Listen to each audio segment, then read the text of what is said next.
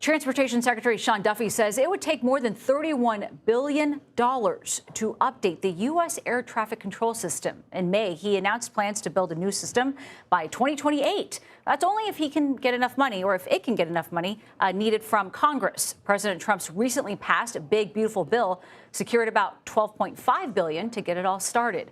And this all comes after years of issues plaguing the air traffic control network, including recent outages, technical problems, near misses, and a deadly crash between a U.S. Army helicopter and American Airlines plane.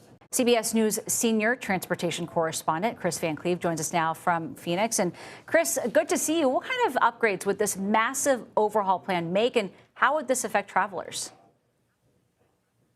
You're talking about rebuilding basically the entire air traffic control system, from replacing buildings that are reaching the end of their usable life to replacing hundreds of radar systems across the country, new telecom, new communications, new terminals, new radios. It's basically a complete renovation, overhaul, and replacement of the entire air traffic control system. So the impact to flyers would likely be a much more efficient, much more reliable air traffic control system. At least that's the hope. And Kris, Homeland Security Secretary Kristi Noem hinted that the TSA may be ending its liquid restrictions on planes, which is really interesting for me as someone who constantly forgets about a water bottle in my backpack. What more are you hearing there?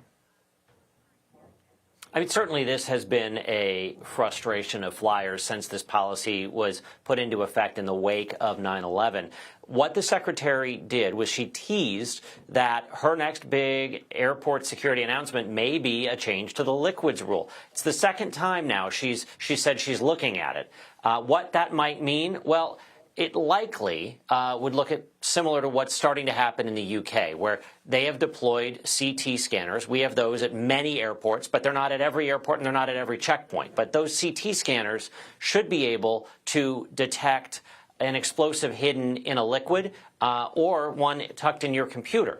The promise of that technology when it was starting to roll out was that eventually we'd get to the point where you didn't have to take your laptop out. You didn't have to take your liquids out. You could have more liquids, maybe up to 2 liters instead of 100 milliliters.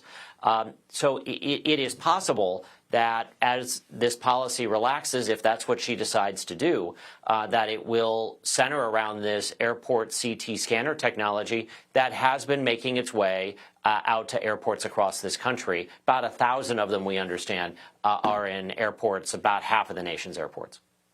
All right, Kris Van Cleave, thank you very much for joining us.